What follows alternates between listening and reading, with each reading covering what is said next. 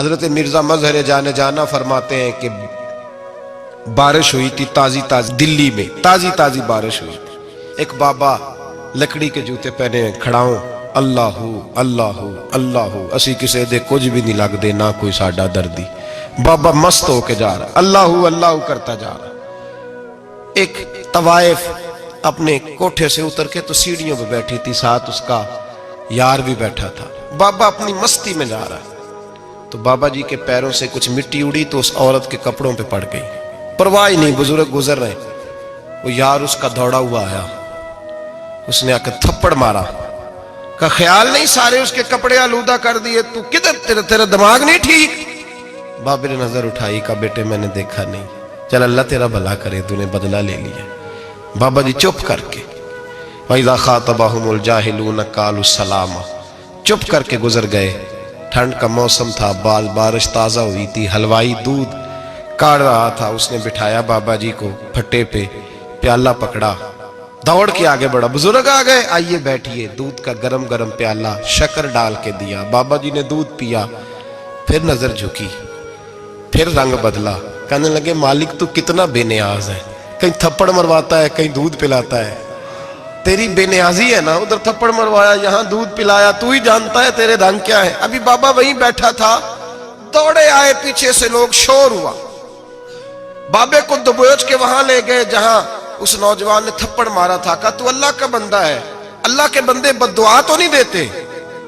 ہوا کیا؟ کہا تو نے بد دعا دی ہے؟ کہا نہیں دی، بات بتاؤ. کہنے لگے اس نے تجھے تھپڑ مارا ہے، چھت پہ چڑھا ہے، پیر پھسلا ہے، گردن کے بل گرا ہے، منکا ٹوٹ گیا، مر گیا ہے، تو نے بد دعا دی ہے. بابا جی کہنے لگے یار میں نے تو دوسرا لفظ بھی نہیں کہا، بھلا ہو کہہ کے گزرا ہوں، میں نے نہیں بد دعا دی.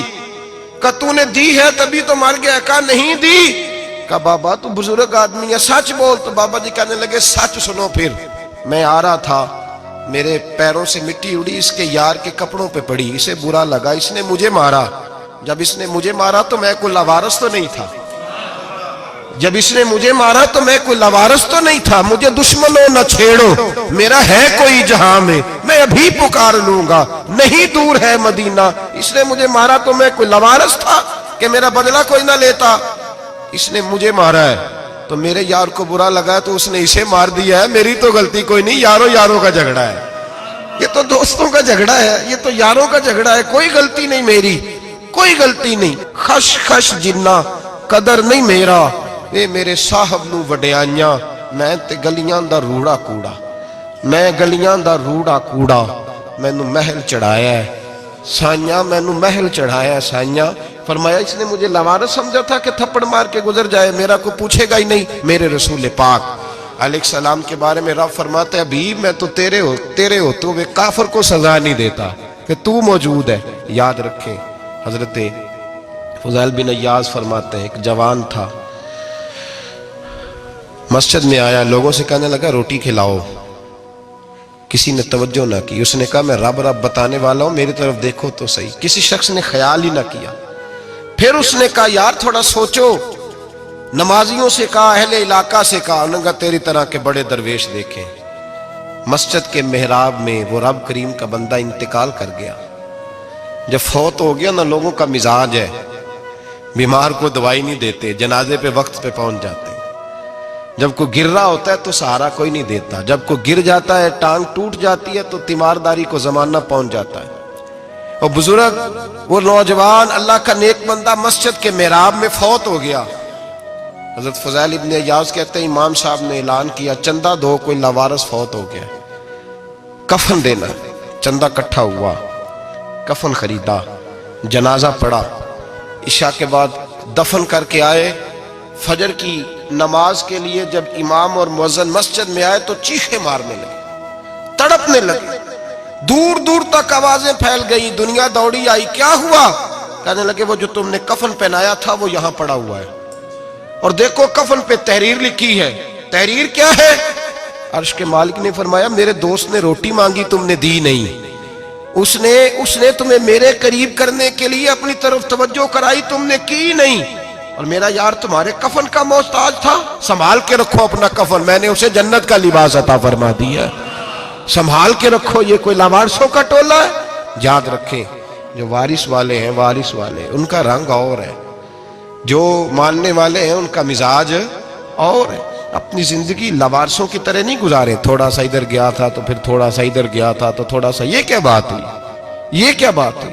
اپنے آپ کو، اپنی نسبت کو، اپنے عقیدے کو مضبوط رکھیں۔ 1 انچ کے لیے اعلیٰ حضرت فاضل بریلوی رحمت اللہ علیہ کے مکان کی دیوار گر گئی، ایک کونا مکان کا، آپ جانتے ہیں پرانی دیواریں چھوٹی ہوتی تھی اور بارشوں میں اکثر گھروں کی دیواریں گری ہوئی ہوتی تھی، ایک سائیڈ کی دیوار گر گئی تو اس کونے میں ہندوؤں کا گھر تھا۔ اب مستری صاحب رات کو آئے، ان سے بات ہوئی تو کہنے لگے سویرے کام شروع کروں گا۔ کہا 1-2 صاحب نے کہ ہندوؤں کا گھر ساتھ ہے اور وہ دشمن بھی بڑے زیادہ ہیں، تو رات کو ہی ہو جائے۔ کہنے لگا جی نہیں میری مجبوری ہے، مزدور کہاں سے لاؤں گا، بڑے معاملات ہیں، سویرے شروع ہوگی۔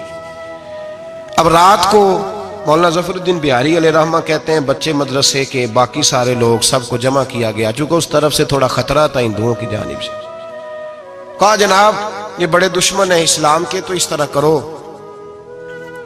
طرح کرو کہ 2-3 بچوں کی ڈیوٹی لگائیں یا کچھ لوگوں کی یہاں رات کو پہرا دیا جائے، ٹھنڈ بھی بڑی زیادہ تھی، کھڑا ہونا بھی مشکل تھا۔ اعلیٰ حضرت رحمت اللہ علیہ عشاء کی نماز کے بعد جلدی حجرہ خاص میں تشریف لے جاتے تھے۔ اس رات جب دیکھا نا باہر شور ہو رہا ہے تو اسی طرح سر پہ ایک رومال لپیٹا تو باہر آ گئے، کہنے لگے کیا شور ہے؟ کہا حضور سردی ذرا زیادہ ہے تو یہاں کسی کی ڈیوٹی لگانی ہے پہرے کی۔ 2 منٹ خاموش رہے، پھر فرمانے لگے کوئی ضرورت نہیں، جاؤ سو جاؤ سارے جا کے، کوئی ضرورت نہیں، جاؤ اپنے اپنے گھروں کو، کوئی حاجت نہیں، پہنچ جاؤ۔ کہا حضور مہربانی کرے، وہ طے ہونے لگا تھا۔ فرمایا میری وجہ سے کیوں کوئی ساری رات بیدار رہے، جاؤ تمہیں کہا نا آرام کرو۔ لوگ سو گئے۔ صبح فجر کی نماز پڑھ کے اعلیٰ حضرت رحمت اللہ تعالی علیہ جب سیڑھیاں اتر رہے تھے رضا مسجد کی، تو وہ جس ہندو کی جانب سے زیادہ خطرہ تھا وہ سیڑھیوں پہ بیٹھا تھا، مسجد کی سیڑھیوں پہ۔ سب لوگوں کی توجہ ہو گئی، کہنے لگا مولانا میں کلمہ پڑھنے آیا ہوں، مجھے کلمہ پڑھا کے مسلمان کر دو، میں کلمہ پڑھنے آیا ہوں، مسلمان کریں۔ لوگوں کی توجہ، اعلیٰ فرمانے لگے نہیں ابھی تو انتظار کر، تھوڑی دیر کے اچھی طرح سوچ لے، جذباتی فیصلہ نہ کر، یہ تو آ رہا ہے۔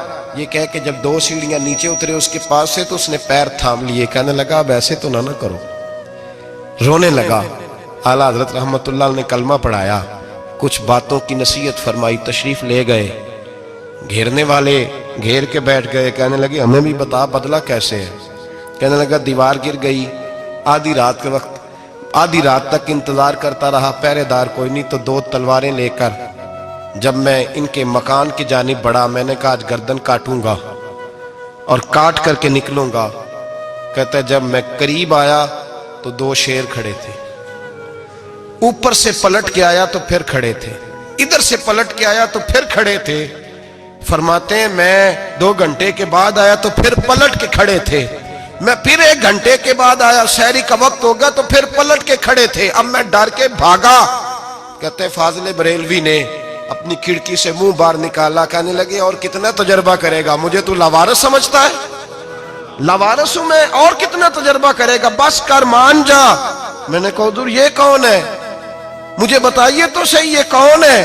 تو کہنے لگے میں نے ساری زندگی رسول اللہ کی عظمت کا دفاع کیا ہے، ساری زندگی غوث اعظم کے نعرے لگائے ہیں، ابھی تو یہ مدد صرف غوث پاک جیلانی کی بھیجی ہوئی ہے، ابھی تو غوث اعظم کی بھیجی ہوئی مدد ہے، مولا علی ابھی پیچھے ہیں، 2 جہاں کے محبوب ابھی اس سے پیچھے ہیں، وہ تو ابھی پیچھے ہیں، پیچھے کھڑے ہیں کہ ضرورت پڑی تو ہم بھی تیار بیٹھے ہیں۔ او بھائی آج رواج ہو گیا، رواج، میں نے 2-4 دن پہلے بھی کہا تھا، لوگ کہتے ہیں نہیں کوئی نہیں ضرورت، سامنے سارا کچھ نظر آ رہا ہے۔ او خدا کے بندو یاد رکھو نسبت ہے بڑی چیز، جانے تو دو میں اگر کسی کو نسبت میسر آ گئی نا، نسبت، خالی دامن ہی مل گیا، تیرے ہاتھ میں کچھ ہے تو ہونی چاہیے نا، خالی دامن ہی تجھے کسی کا میسر آ گیا تو بچ گیا۔ اپنی نسبتوں کی حفاظت کریں، ان کو مضبوط کریں، ان پر محنت کریں، ان پر توجہ رکھیں۔ یہ نسبت جو ہوتی ہے نا، نسبت، یہ دیکھیں نا ایک گتا ہے، عام کتاب کو لگا ہوا ہے تو جہاں مرضی رکھ دو، اس کی کوئی قدر نہیں، لیکن جو گتا قرآن مجید کو لگ گیا ہے اس کو بغیر وضو چھونا جائز۔ ایک پٹھے پہ اینٹ بنی ہے، جو باتھ روم میں لگ گئی وہاں بغیر جوتے کے جایا نہیں جا سکتا، اور جو مسجد میں لگ گئی وہاں جوتے پہن کے جایا نہیں جا سکتا. یہ نسبت ہے بڑی چیز. اگر میسر آئے نصیب ہو اپنی نسبت کو مضبوط کر کے رکھا کریں, اس کی جولانی کا مظاہرہ کیا کریں.